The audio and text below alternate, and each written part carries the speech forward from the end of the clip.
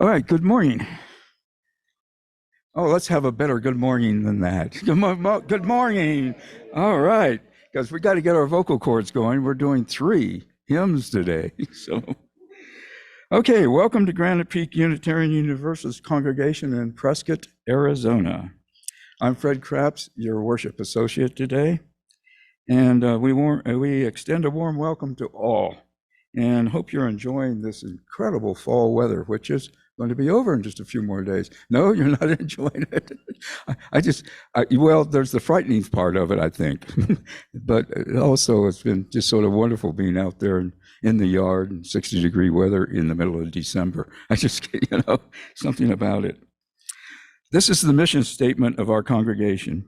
We are a compassionate spiritual community that celebrates diversity, nurtures the personal and spiritual growth of all ages, shares our gifts, promotes justice for all, and serves the world we live in. So everybody knows about coffee afterwards, I think. And so be sure and join us for coffee afterwards and socializing. And the people on Zoom, you can go to your breakout rooms. And I don't know how many people are using on Zoom or using the breakout rooms these days. Anybody know? Anybody on Zoom want to send me something to talk about that? Because I remember during the COVID, when we were all on Zoom, the breakout rooms were pretty important. I just don't know whether they've continued or not. So if you're joining us for the first time, do we have any people joining us for the first time? Good. So we'll give you an opportunity afterwards to introduce yourselves to us, and hopefully you'll stay and have coffee and socialize with us. If you want to check us out on our website at prescottuu.org, you can get more information. And yeah. So we want to thank our pianist, Lena Huben, Russ Erickson, who's going to be, I've got to remember to stay on this thing. Maybe I better hold it. You okay with holding it? Because I'll put it back when it's ready for it, but I just can't stay on it. Russ Erickson's going to lead us in the hymns. And Martin, who you've seen running back and forth, our guru back there on the tech, and all our Sunday morning volunteers, and Dick Walter, who is our Sunday person in charge back there. Okay, so please take a moment, if you haven't already, to silence your phones. And I guess I got to start adding in this day and age your watch as well, which sort of takes me back to my childhood and Dick Tracy.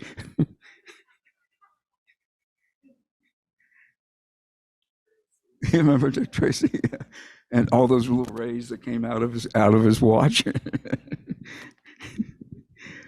Okay, in addition to the announcements that were showing on the screen before you came in and when you came in, you can check us out on our weekly Peak newsletter or on our website, or Reverend Patty's videos. Sandra Palacios is across the street with the age 5 and up. And do we have children in here today or not? No children today? Okay.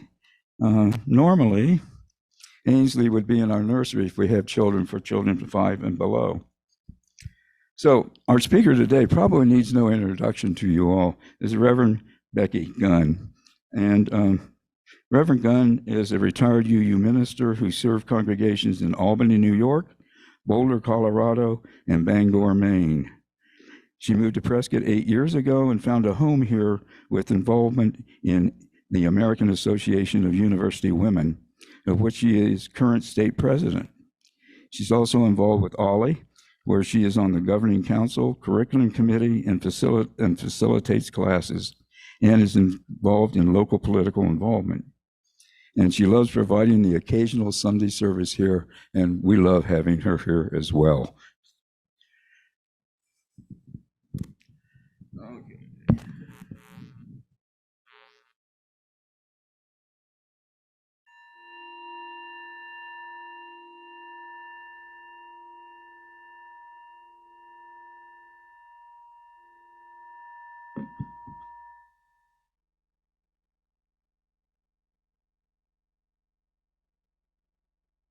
We begin our Sunday service. Alice. Our chalice lighter this morning is Joe Sprague.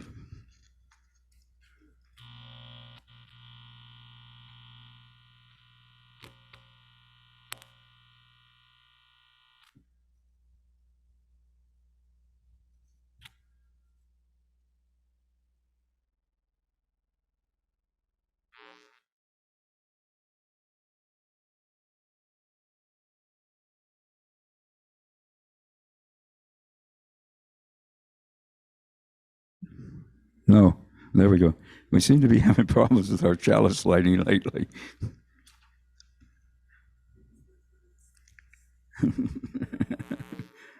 Bravo.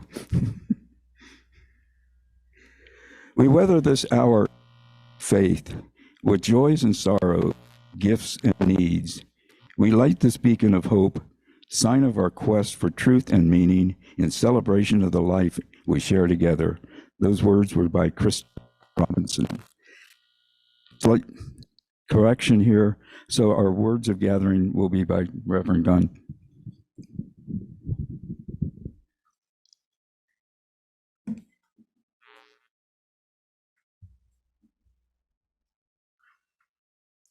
You who are brokenhearted, who woke today with the winds of despair whistling through your mind, come in.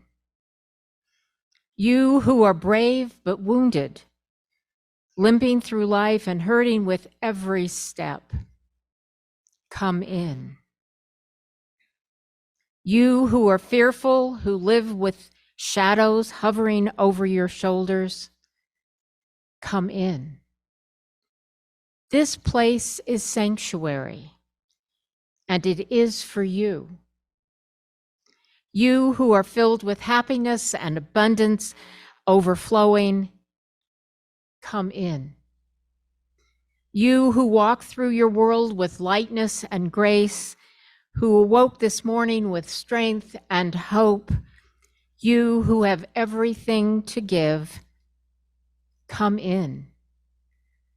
This place is your calling, a riverbank to channel the sweet waters of your life.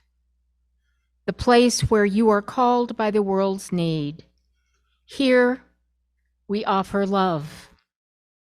Here, we receive in gratitude. Here, we make a circle from the great gifts of life, love, and hope. Come in.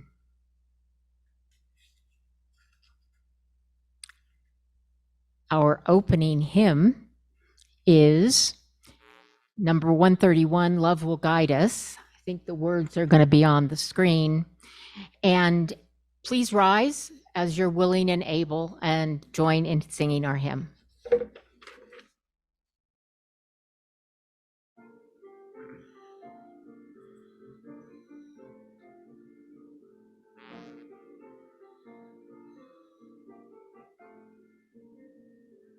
Love will guide us, peace has tried us, hope inside us will lead the way on the road from greed to giving. Love will guide us through the hard night. If you cannot sing like angels, if you cannot speak before thousands, you can give from deep inside you. You can change the world with your love. Love will guide us. Peace has tried us. Hope inside us will lead the way on the road from greed to giving. Love will guide us through the hard night.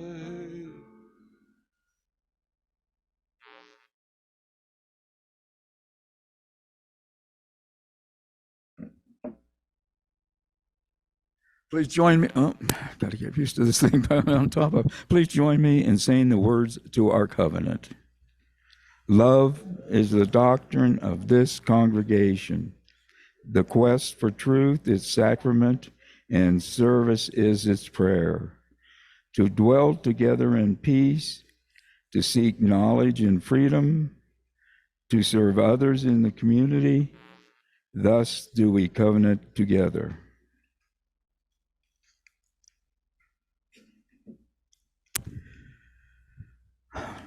During the next few moments, we remember our joys and sorrows, and they realize that they come about because of change.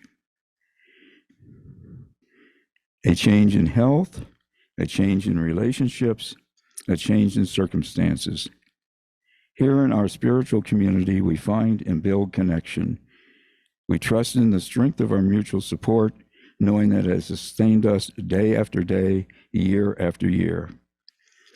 As we experience a time of meditation and music, if there is an event which moves you to joy or concern, hope or gratitude, I invite you to come forward silently and drop a pebble from the dish into our communal waters as an affirmation of our connection to one another. And I will place 3 for the Israeli hostages who tragically lost their life Friday.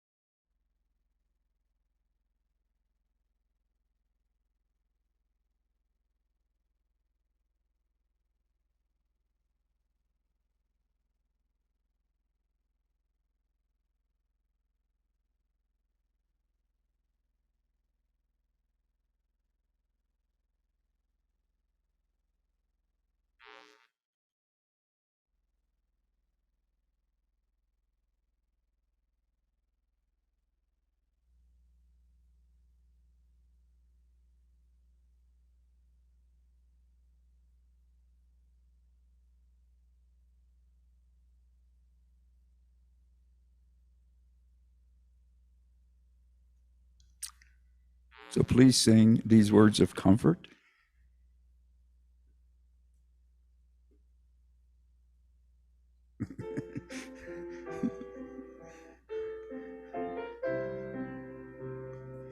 Walking, walking with you is our prayer.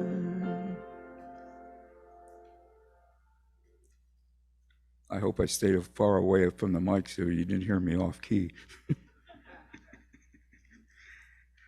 Okay, the offering is a spiritual practice, a collective affirmation of our shared values and commitment to the mission of this liberal religious organization. We also give back to the greater community through our Seeds of Support program. This month's recipient is the Martin Luther King Day March and Celebration. Please read about them in your order of service. To give online, the link is available in the chat, or you can go to the website. So please enjoy our offertory music, Ave Maria by J.S. Bach.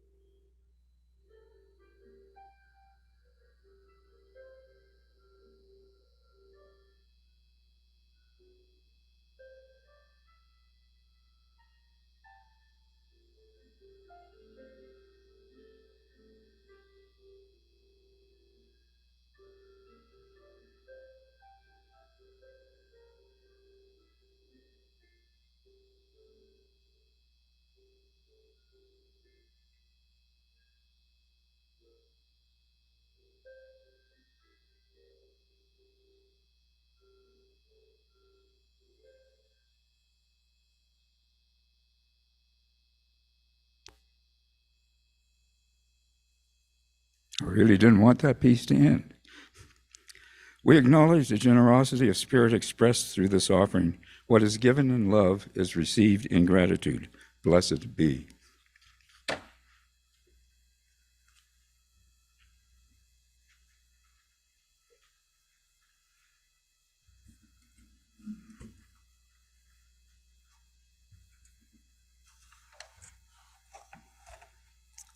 These are the words of Miriam Therese Winter. There are three things the heart must know. The first is, what is love? Love is the whole of us handed over wholeheartedly to another. Love is the inside out of us in harmony with another. Love is being here day after day for one, for many, for any who need to know what it means to be loved. Love is simply knowing love is. There are three things the heart must know. The second is, how do we love? We love when we simply sit and wait and never lose faith in another. We love when we listen to another life and affirm that life into being. We love when we take initiative to forgive and forget, to be and become, to shoulder the burden and share the pain, to try to see things through another's eyes and feel with another's passion. There are three things the heart must know. This third is, are we loved? We are loved when we are called into life and invited into meaning. We are loved when we are healed inside, deep down in the empty hole of our being, where shame and shadow seek to define us, struggle to own us. We are loved when we feel we are whole and at ease with what is and was and may be, and at ease with who we have become and who we are becoming. There is more love somewhere is our next hymn. Please rise as you're willing and able and help us sing this hymn.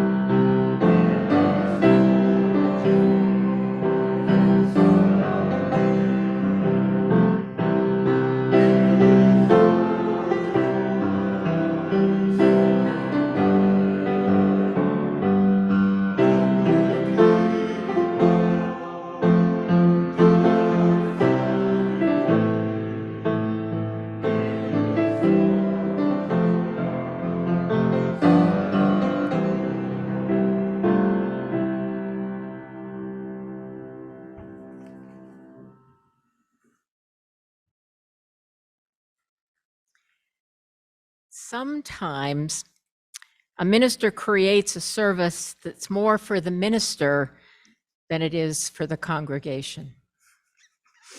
In some ways, I think what I have to say today is a message to me. I need this message. You may need it as well. When I picked the subject for today, I did not remember that I spoke here just about over 2 years ago on miracles for the common good. And so there may be some repetition here between that sermon and what I want to say today, but my focus is actually quite different.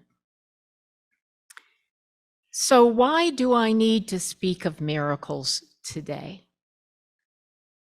Simply because we need more hope and love in the world.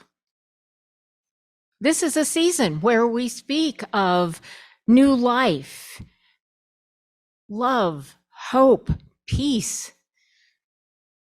Now, new life brings hope. Hope brings possibility. Compassion is derived from love, and hope springs from compassion. It's all intertwined. But I don't know about you, but lately in our world, it seems more and more difficult to hope. So much feels beyond our control. Wars rage worldwide. Ukraine and Israel seem to be at the forefront of our consciousness, but there are wars elsewhere that needs resolution as well. We're conflicted, at least I am, about the wars we hear about daily. Ukraine seems to be a battle of David versus Goliath and autocracy versus democracy. Can we hope for victory? I think initially we thought, yes. But now with it dragging on for almost 2 years, our optimism, our hope appears to be flagging. War is brutal. War is not humane. War is beyond our control. The other war, Israel versus Hamas, feels even more brutal, less humane, as more and more it feels like it's genocide of the Palestinian people. Doesn't mean that I don't support Jewish. I just think of all the innocence that's been lost. The sense of retribution versus justice.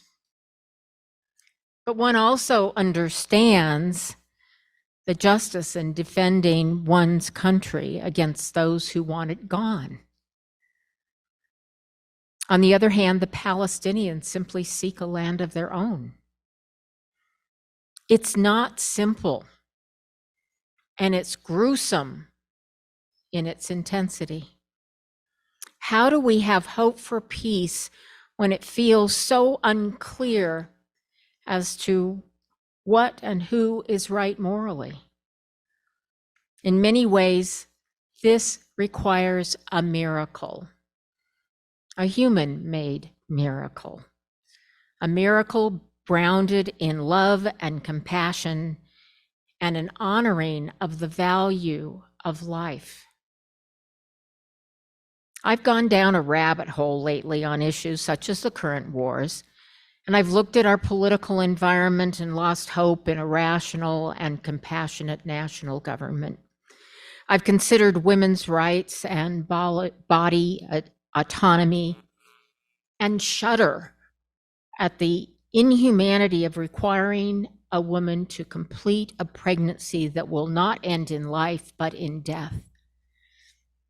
What value is placed on life in general when we do not value the personal integrity of the living?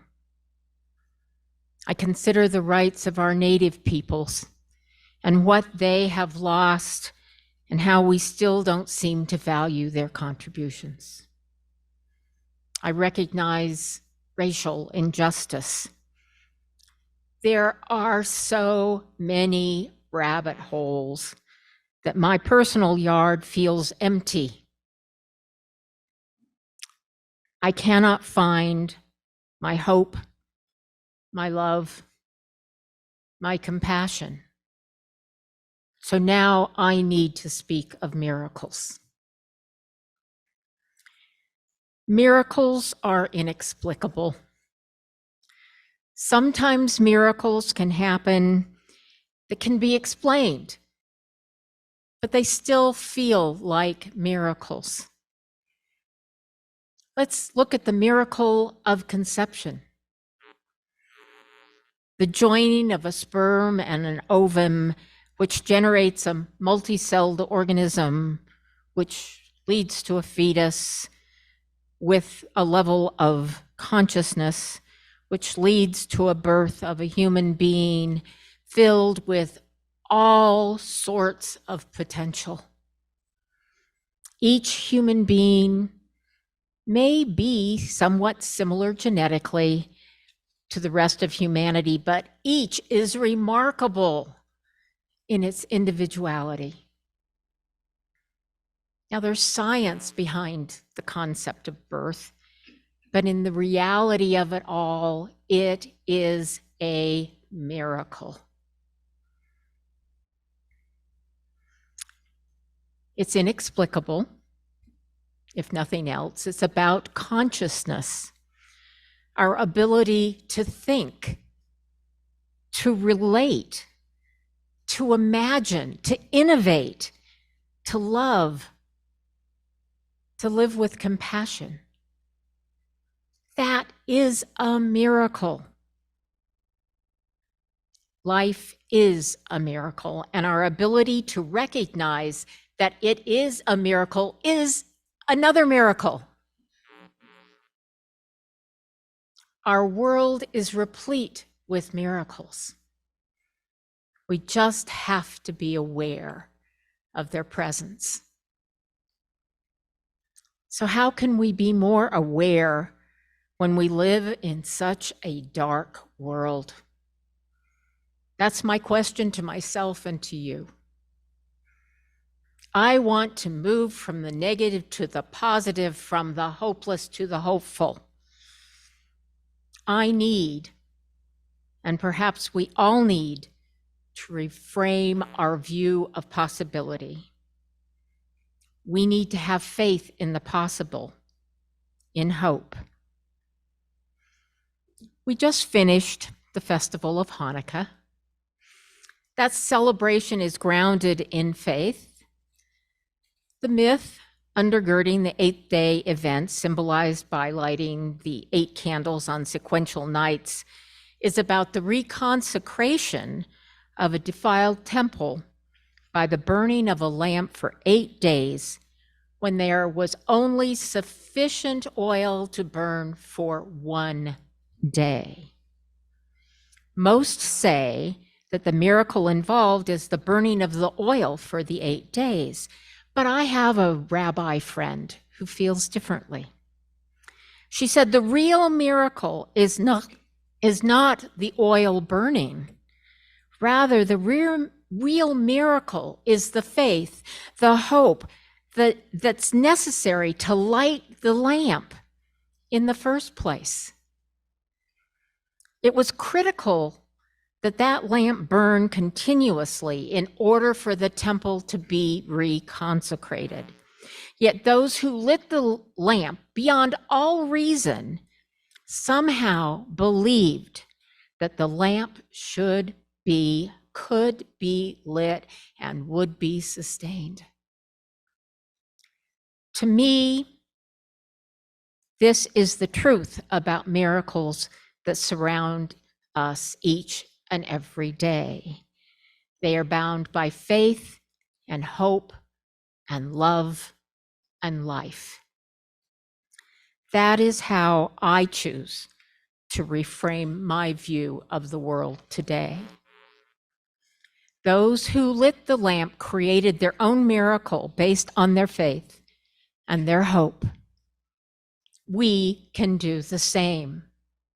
We can light our own metaphorical lamps and begin to view the world through a miraculous lens.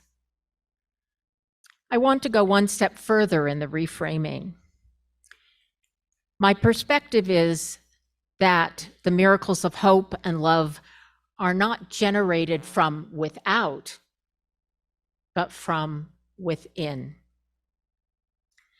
One of the early Unitarian ministers in Boston, William Ellery Channing, some of you may have heard of him, wrote that we are all born with a spark of divinity.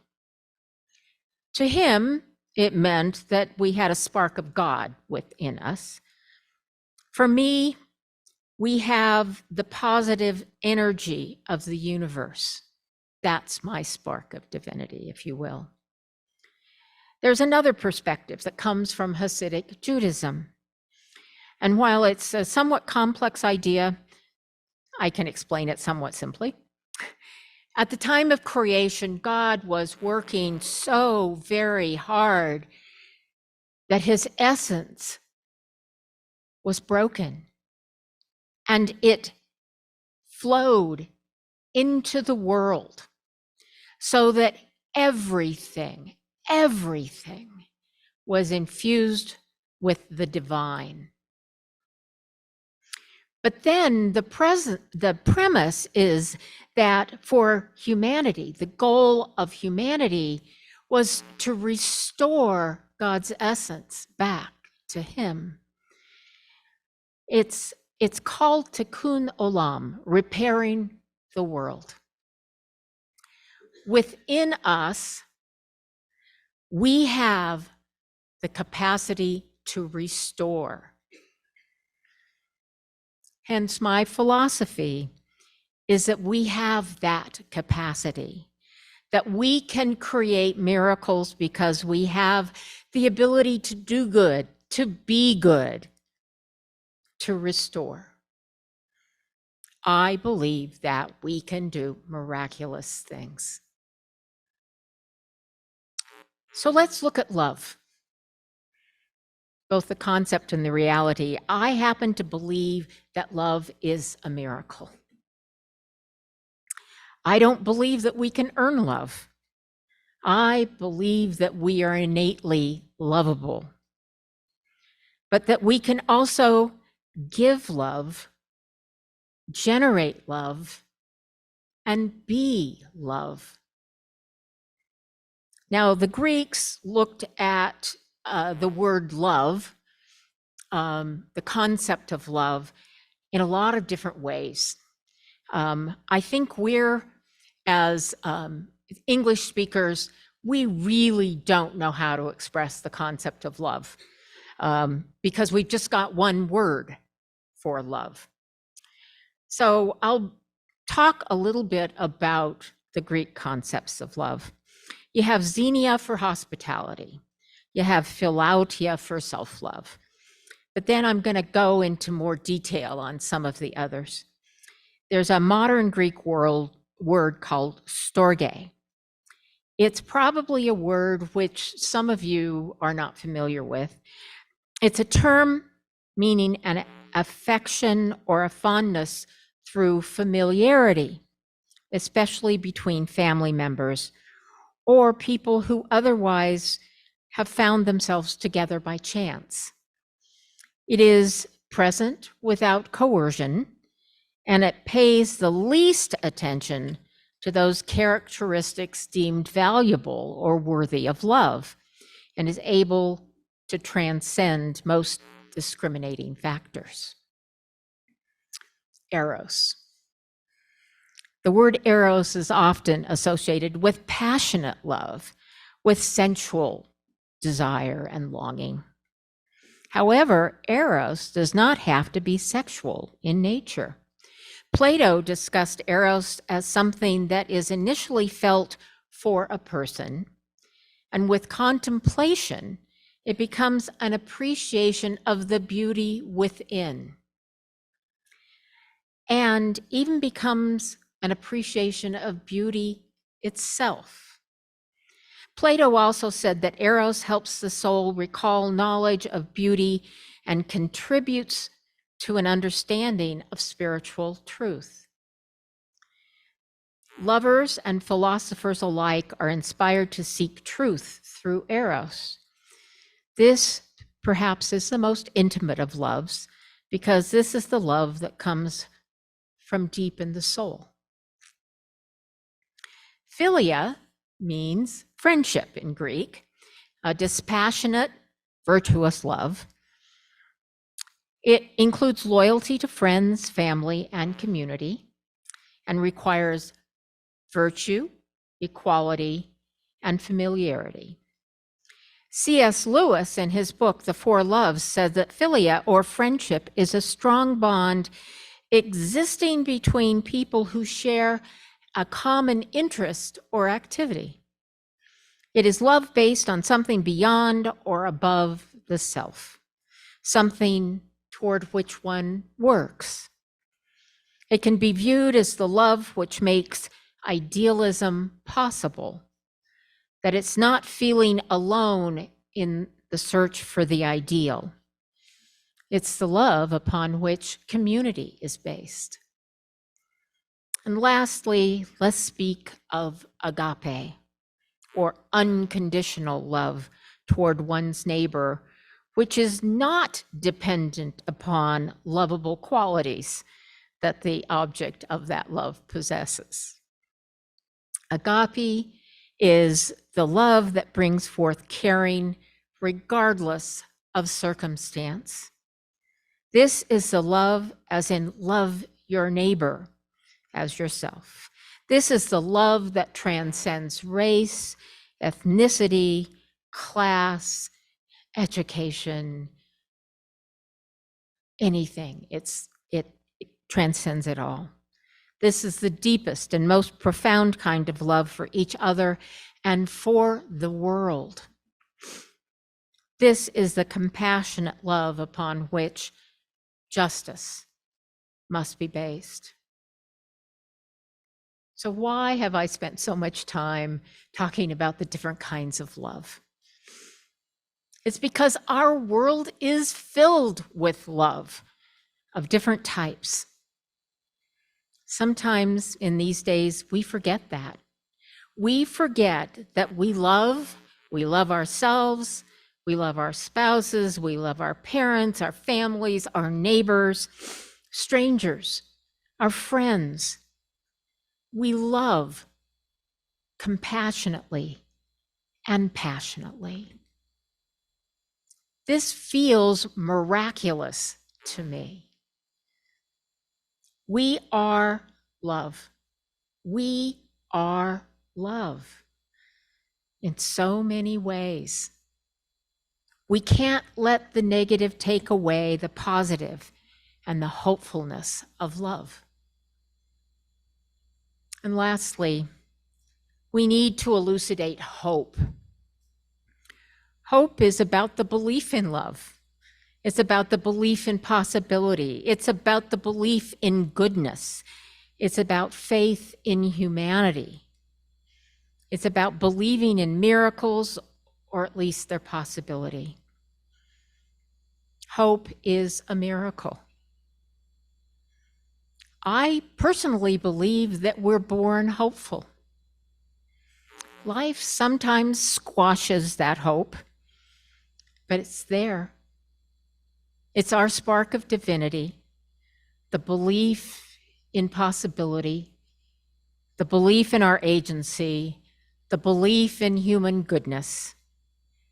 Hope is innate. It dims at times, but if we look deep, it's still there. You know, someone once said, hope springs eternal.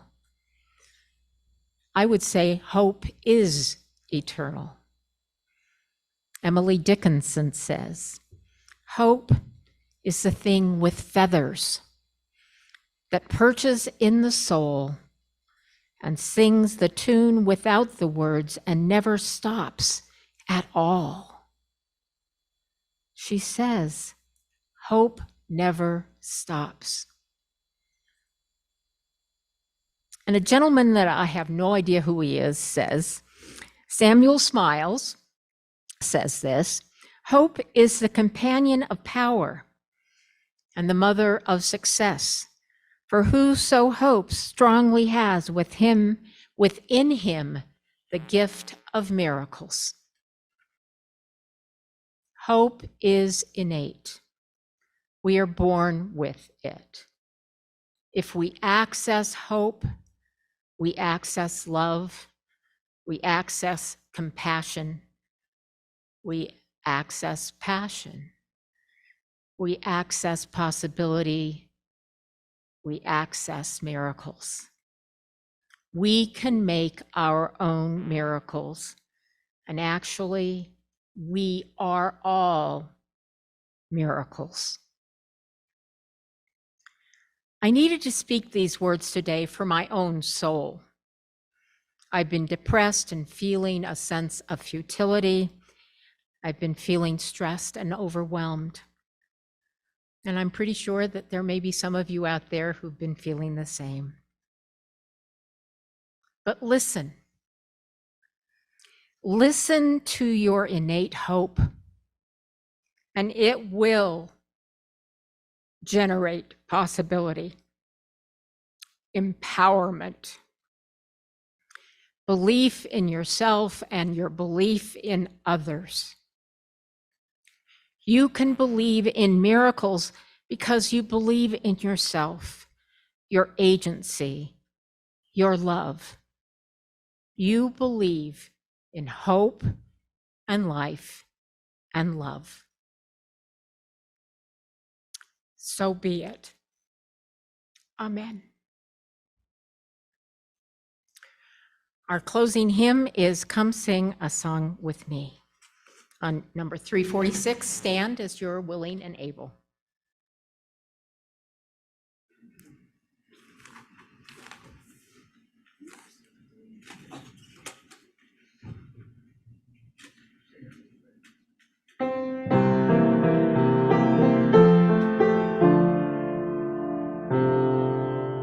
That's too low, sorry.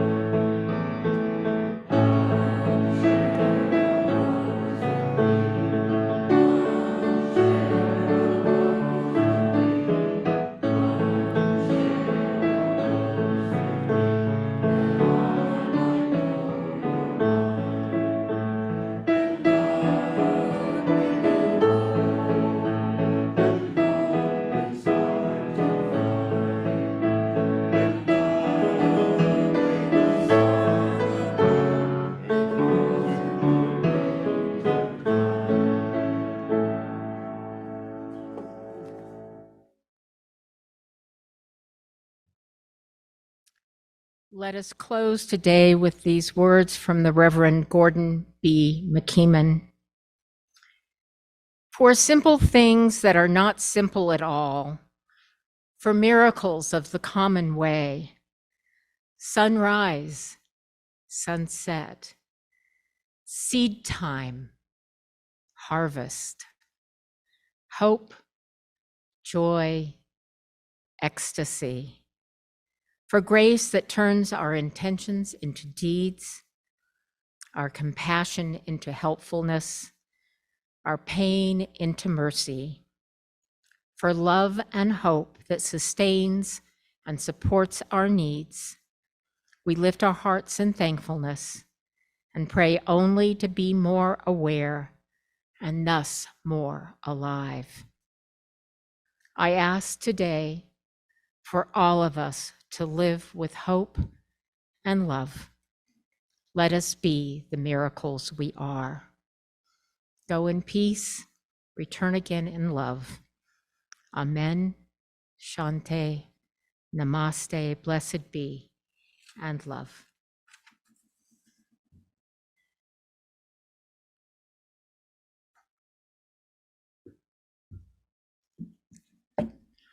Thank you, Reverend Becky, for those words. I mean, that was something I think we all needed.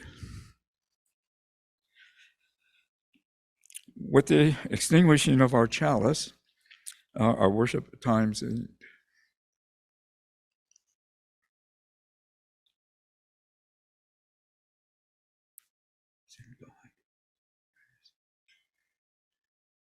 Say these words with me. We extinguish this flame, but not the light of truth, the warmth of community, or the fire of commitment. These we carry in our hearts until we are together again. Okay, for those people on Zoom, you can go to your breakout rooms now if you're going to breakout rooms, and thanks for coming. Okay, we have some visitors, I believe, right? So would you please stand and introduce yourselves to us one at a time? Ah.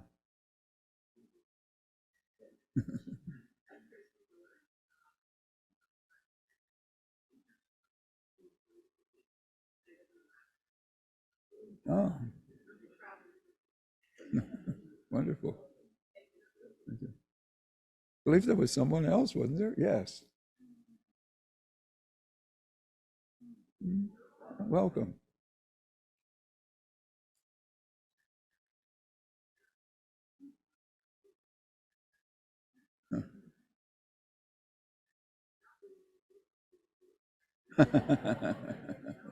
Thank you and welcome. Hey, Dave, you want to say anything for us? We haven't seen you for a while.